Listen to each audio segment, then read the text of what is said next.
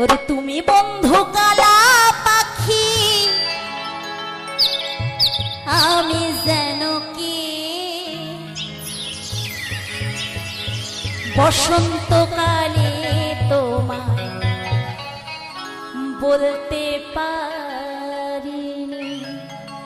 তাই এই মেলাতে কোনো বন্ধু বা বান্ধবী যদি এসে থাকো, তাদের সাথে চোখে চোখে কথা হচ্ছে, ইশারা ইঙ্গিতে কথা হচ্ছে, অথচ গার্জিয়ানের ভয়ে আমরা সামনাসামনি বন্ধুর হাত ধরতে পারছি না, তো বুকের পাটায় জোর নিয়ে একদম বলে দেবে মনের কথা।